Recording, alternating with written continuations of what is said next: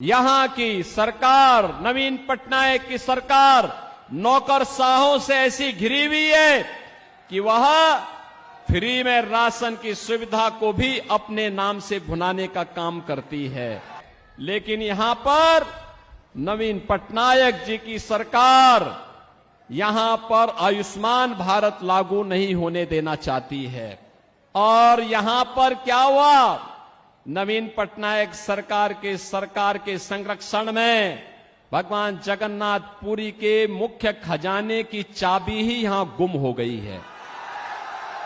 भगवान के खजाने में भी ये डकैती डाल दे रहे हैं। यानी केवल लैंड माफिया और सैंड माफिया ही नहीं है, अब भगवान के खजाने में भी ये लोग सेंध लगा रहे हैं। 400 पार की जब बात होती है तो यहां पर बीजू जनता दल को तो चक्कर आने लगता है। 400 पार, क्या ये लोग सरकार बना पाएंगे क्या सेंटर में? कभी नहीं बना सकते। तो उनको जिता के करेंगे क्या? यहां की सरकार नौकरशाहों से घिर करके उड़ीसा के भावनाओं के विपरीत आचरण कर रही है। उड़िया परंपरा और संस्कृति को पूरी तरह माखोल उड़ाने का काम कर रही है। उड़िया परंपरा को पूरी तरह अपमानित करने का काम कर रही है।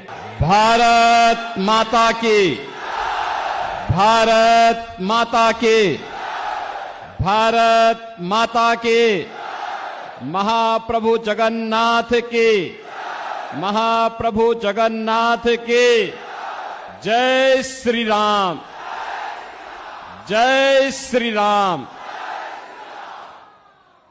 बहनों और भाइयों, मेरा सौभाग्य है कि आज मुझे महाप्रभु जगन्नाथ के इस पावन धराधाम पर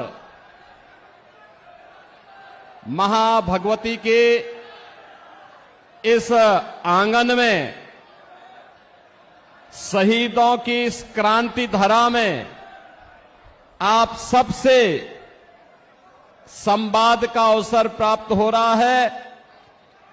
इस अवसर पर इस पावन धरा को नमन करते हुए आप सभी का मैं हृदय से अभिनंदन करता हूं, स्वागत करता हूं। मंच पर उपस्थित भारतीय जनता पार्टी के वरिष्ठ नेता, छत्तीसगढ़ से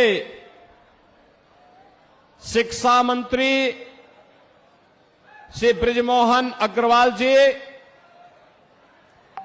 चिल्का के पूर्व एमएलए डॉक्टर विभूति भूषण हरिचंदन जी, भारतीय जनता पार्टी के राष्ट्रीय प्रवक्ता और पूरी पार्लियामेंट्री कॉन्स्टिट्यूएंसी से भारतीय जनता पार्टी के हमारे लोकप्रिय प्रत्याशी डॉक्टर संबित पात्रा जी, विधानसभा चिल्का के भारतीय जनता पार्टी के हमारे प्रत्याशी श्री पृथ्वीराज हरिचंदन जी, यहां के लोकसभा के संयोजक श्री शंकर परिदा जी, विधानसभा के प्रभारी विकास पटनायक जी,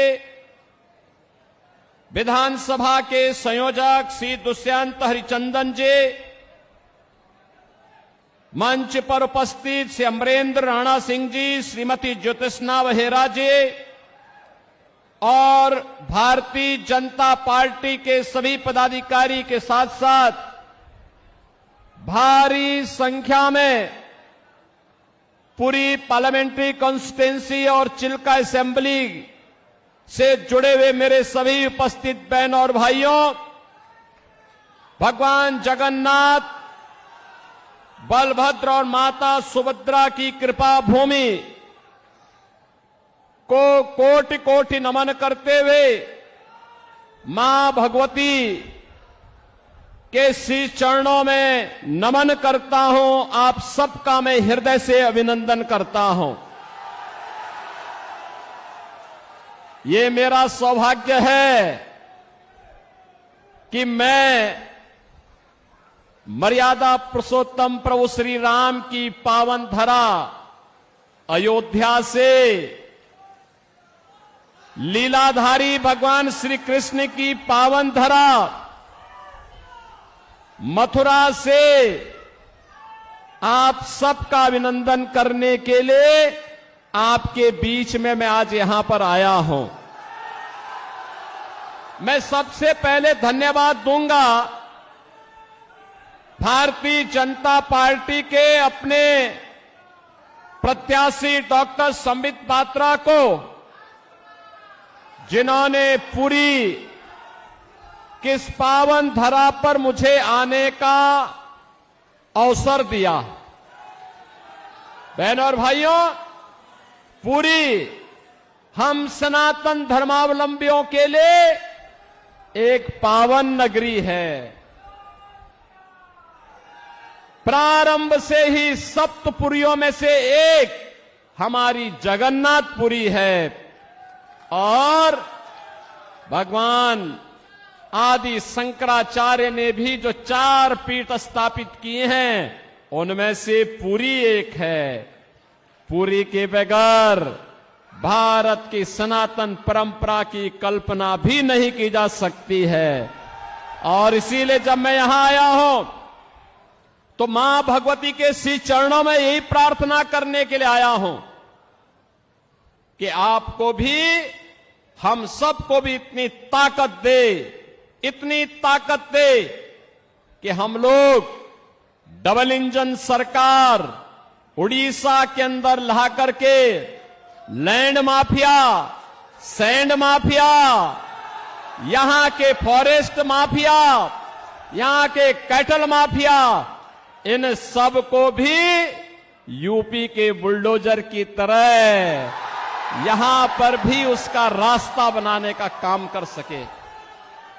बहनों और भाइयों, आज आपने देखा होगा जब सरकार बीजेपी की बनती है और नरेंद्र मोदी जी जैसा नेतृत्व मिलता है तो फिर आपको लगता होगा कैसे परिवर्तन आता है। ये परिवर्तन आज आपको देश के अंदर देखने को मिल रहा होगा। लैंड के देश के ऊपर आज आपको देखने को मिलता होगा। दुनिया के अंदर भारत का सम्मान बढ़ा है, भारत की सीमाएं सुरक्षित हुई हैं, आतंकवाद पर नियंत्रण हुआ है, नक्सलवाद नियंत्रित हुआ है। अब तो कहीं पे पटाखा भी फट जाए ना तो पाकिस्तान पहले सफाई देता है, कहता है कि साहब मैंने नहीं किया है, क्योंकि इसे मालूम है ये नया भारत है, मोदी का भारत है। ये छेड़ता नहीं, लेकिन कोई छेड़ता है तो उसको छोड़ता भी नहीं है और इसीलिए पाकिस्तान सफाई देने की मुद्रा में आता है।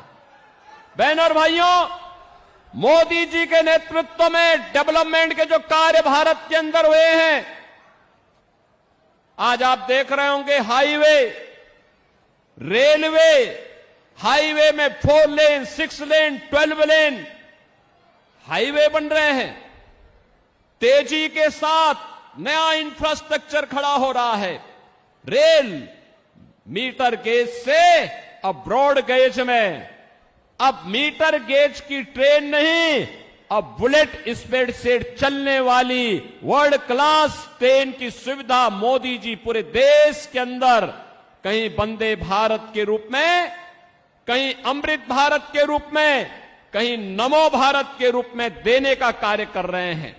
IIT, IIM, triple IT, NIT, AIIMS, world class university और बहनों और भाइयों, हर घर नल की योजना के माध्यम से शुद्ध पेयजल की आपूर्ति पूरे देश के अंदर उपलब्ध करवाने की बड़ी कार्य योजना को भी मोदी जी ने लागू किया है।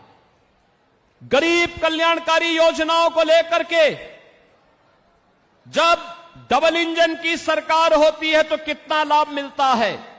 आज इसका लाभ उत्तर प्रदेश जैसे राज्य लेते हैं देश के अंदर 80 करोड़ लोगों को फ्री में राशन की सुविधा मोदी जी पिछले 4 वर्ष से उपलब्ध करवा रहे हैं और अगले 5 वर्ष तक उपलब्ध करवाएंगे। लेकिन उड़ीसा में यहां की सरकार, नवीन पटनायक की सरकार, नौकरशाहों से ऐसी घिरी हुई है कि वह फ्री में राशन की सुविधा को भी अपने नाम से भुनाने का काम करती है। मोदी जी पूरे देश के अंदर 60 करोड़ लोगों को पूरे देश के अंदर आयुष्मान भारत में 5 लाख रुपए की उपचार की सुविधा प्रतिवर्ष उपलब्ध करवा रहे हैं। लेकिन यहां पर नवीन पटनायक जी की सरकार यहां पर आयुष्मान भारत लागू नहीं होने देना चाहती है। बहनों और भाइयों, आप देख सकते हैं किसानों को किसान सम्मान निधि, हर घर में शौचालय का निर्माण, घर घर में उज्ज्वला योजना के कनेक्शन और 4 करोड़ गरीबों के सिर को ढकने के लिए पीएम आवास की सुविधा देश के अंदर बिना भेदभाव के मिली है। आप देख सकते हैं मोदी जी ने 10 वर्ष में जो दिया है, इसमें किसी का चेहरा नहीं, जाति नहीं, मत नहीं, मजहब नहीं, क्षेत्र नहीं, भाषा नहीं, पूरे देश के अंदर सबका साथ और सबके विकास के भाव के साथ इन योजनाओं को देश के अंदर लागू करने का काम किया है। लेकिन आज भी कुछ लोग ऐसे हैं देश के अंदर, बहनों और भाइयों, जो रहते भारत के अंदर हैं, खाते भारत के अंदर हैं, लेकिन गाते पाकिस्तान का है। उनके द्वारा जाने अनजाने में ऐसी बातें कही जाती है, पाकिस्तान का राग अलापा जाता है। पाकिस्तान के बारे में, भारत के दुश्मनों के बारे में उनका महिमा मंडन के द्वारा किया जाता है।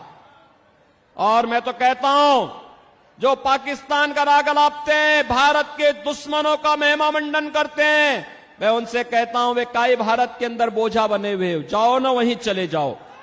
अरे भारत तो 80 करोड़ लोगों को फ्री में राशन दे रहा है और पाकिस्तान में 23 करोड़ की कुल आबादी वह भी भूख से तड़प रही है। 1 किलो आटा के लिए, 1 किलो गेहूं के लिए आज वे तड़पते हुए दिखाई देते हैं। जितनी पाकिस्तान की आबादी है, उससे बड़ी आबादी को मोदी जी ने 10 वर्ष में गरीबी रेखा से ऊपर उठा करके एक खुशहाल जीवन की ओर अग्रसर किया है। बहनों और भाइयों, मैं तो आज आपके पास आया हूं कहने के लिए, मोदी जी के नेतृत्व में सम्मान भी है, सुरक्षा भी है, विकास भी है, गरीब कल्याण भी है और मोदी जी के नेतृत्व में विरासत का संरक्षण भी है। आप सोचो, अयोध्या में राम मंदिर का निर्माण कोई सोचता था? 500 वर्षों का इंतजार समाप्त हुआ और आज आप अयोध्या में जाएंगे, बहनों और भाइयों, हमारी पुरी तो यहां पर भगवान जगन्नाथ पुरी तो पहले से पुरी है।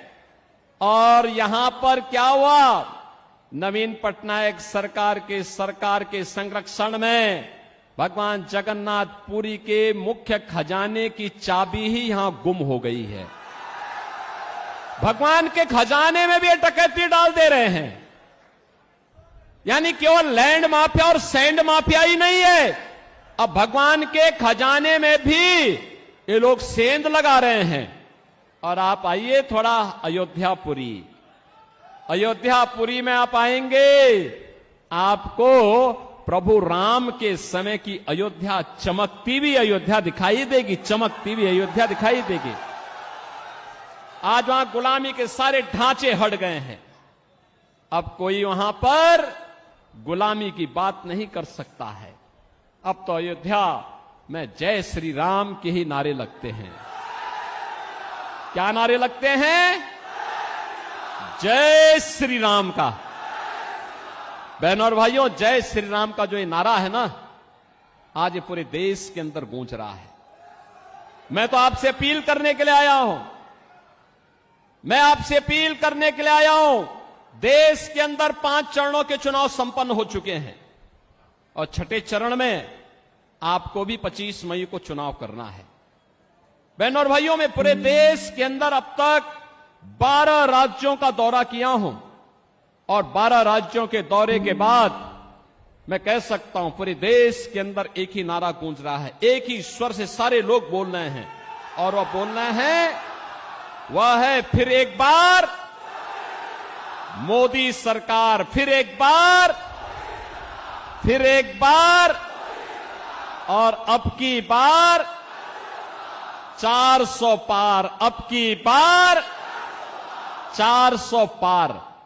तो 400 पार की जब बात होती है तो यहां पर बीजू जनता दल को तो चक्कर आने लगता है। 400 पार कैसे होगा, क्योंकि वह तो यहां की 21 सीटों पर ही चुनाव लड़ रहे हैं। कैसे होगा मुझे बताओ, क्या ये लोग सरकार बना पाएंगे क्या सेंटर में? कभी नहीं बना सकते।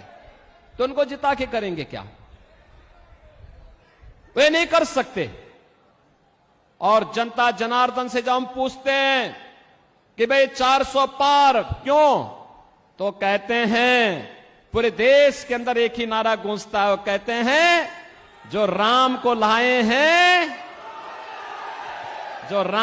लाए हैं हम उनको लाएंगे, जो राम को लाए हैं हम उनको लाएंगे। और पूरे देश के अंदर जश्न है। आज आपने अयोध्या में देखा होगा, 500 वर्षों के बाद, 5 सदी के बाद प्रभु राम ने अपना जन्मोत्सव भी अयोध्या में अपनी जन्मभूमि में मनाया है और होली भी वहां पर खेली है। बहनों और भाइयों, एक नया भारत अपनी विरासत और विकास की यात्रा को लेकर के चल रहा है। दूसरी ओर आपके सामने मैं कहना चाहूंगा, चाहे वह बीजू जनता दल हो, ये तो नौकरशाहों से घिरी हुई सरकार है और नौकरशाही जब किसी सरकार को घेरता है तो तानाशाही को जन्म देता है। जनता जनार्दन से उसका कोई वास्ता नहीं होता है। वहां पे भ्रष्टाचार पनपता है, गरीब के हक पर डकैती पड़ती है, वहां पे लैंड माफिया, सैंड माफिया और प्रशासनिक तंत्र पूरी तरह विफल हो चुका होता है। बहनों और भाइयों, किसी नौकरशाह को इतनी स्वतंत्रता और इतनी उसको अधिकार नहीं दे जाने चाहिए कि वो सत्ता का संचालन करने लग जाए। उसका काम सत्ता का संचालन करना नहीं है। सत्ता का संचालन संसदीय लोकतंत्र में जनता के द्वारा चुने गए जनप्रतिनिधियों के माध्यम से ही होना चाहिए। वही सही लोकतंत्र का प्रतीक है। और इसीलिए मैं आपके पास आया हूं आपसे कहने के लिए कि बहनों और भाइयों, एक और यहां की सरकार नौकरशाहों से घिर करके उड़ीसा के भावनाओं के विपरीत आचरण कर रही है। उड़िया परंपरा और संस्कृति को पूरी तरह माखोल उड़ाने का काम कर रही है। उड़िया परंपरा को पूरी तरह अपमानित करने का काम कर रही है। और दूसरी ओर देश के अंदर इंडी गठबंधन है, वे सब क्या करने जा रहे हैं? उनके द्वारा जिस प्रकार का कार्य किया जा रहा है, और मैं तो आज धन्यवाद देना चाहूंगा कोलकाता हाई कोर्ट को, जिसने टीएमसी की सरकार के द्वारा 2010 से लेकर के लगातार मुस्लिमों को ओबीसी की जातियों में जबरन शामिल करके उन्हें ओबीसी के आरक्षण में घुसपैठ करने का एक षड्यंत्र किया था। कोलकाता हाई कोर्ट ने एक महत्वपूर्ण फैसले में टीएमसी के सरकार के इन सभी फैसलों को पलट के कहा कि नहीं, भारत के अंदर धर्म के आधार पर आरक्षण नहीं हो सकता। आरक्षण पर बाबा साहब भीमराव अंबेडकर का जो मंतव्य है वो अंतिम मंतव्य है। हमें उसका संविधान की उन भावनाओं का पालन करना चाहिए। बहनों और भाइयों, धार्मिक आधार पर आरक्षण यह भारत की संविधान की मूल भावनाओं के विपरीत है। अनुसूचित जाति, जनजाति और पिछड़ी जाति के लोगों को ही आरक्षण का लाभ मिलना चाहिए और वह भी भारतीय मूल के होने चाहिए। लेकिन ये कांग्रेस हो, टीएमसी हो, बीजेडी हो, ये जितने भी दल हैं, ये तुष्टीकरण की पराकाष्ठा पे चढ़ करके कभी स्वामी लक्ष्मणानंद जी के हत्यारों को संरक्षण देने का काम करते हैं, कहीं पर ये लोग अनुसूचित जाति, जनजाति और पिछड़ी जाति के आरक्षण के अधिकारों पर घुसपैठ करना चाहते हैं। इनके मैनिफेस्टो को अगर आप देखेंगे आपको भी लगेगा ये मैनिफेस्टो भारत के किसी राष्ट्रीय दल के या किसी दल के हैं। आश्चर्य होता है, ऐसे लगता है जैसे किसी मुस्लिम लीग का मैनिफेस्टो हो। इनके द्वारा लगातार भारत की भावनाओं के विरुद्ध आचरण करने का प्रयास हो रहा है।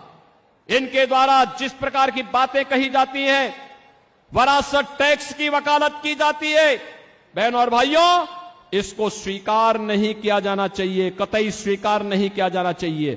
चाहे वह कांग्रेस हो, टीएमसी हो, बीजेडी हो या फिर इंडी गठबंधन से जुड़ा हुआ कोई भी अन्य घटक हो, ये पूरी तरह भारत विरोधी आचरण इन लोगों का है। इनकी नीतियां आतंकवाद को, नक्सलवाद को बढ़ावा देने वाला है, मतांतरण को बढ़ावा देने वाला है, अराजकता को, भ्रष्टाचार को बढ़ावा देने वाला है, गरीब के हक पर डकैती डालने वाला है। और इसलिए भारतीय जनता पार्टी आपके पास आई है। मोदी जी के नेतृत्व में पूरे देश के अंदर भारतीय जनता पार्टी के पक्ष में जो लहर है अब वो सुनामी बन चुकी है।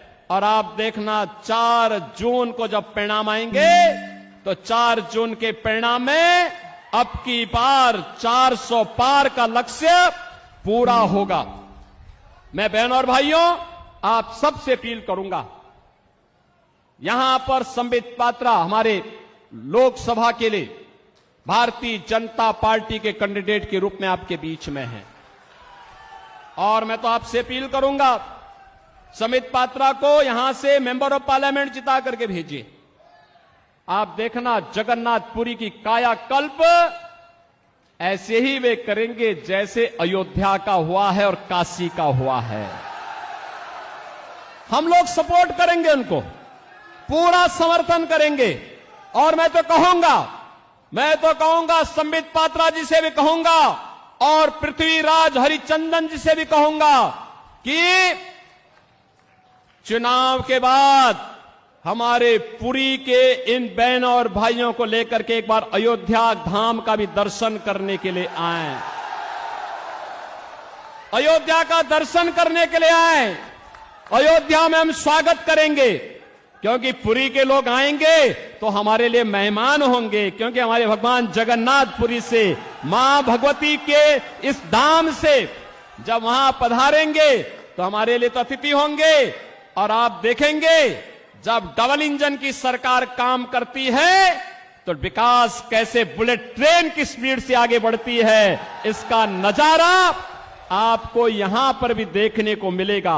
और इसलिए मैं आप सबसे अपील करूंगा, भारतीय जनता पार्टी के हमारे सभी कैंडिडेट डॉक्टर संबित पात्रा को यहां पे पार्लियामेंट्री कॉन्स्टिट्यूंसी के लिए और श्री पृथ्वीराज हरिचंदन को यहां की असेंबली के कैंडिडेट के रूप में कमल चुनाव चिन्ह पर भारतीय जनता पार्टी के प्रत्याशियों को भारी बहुमत से विजयी बनाने की मैं आपसे अपील करता हूं।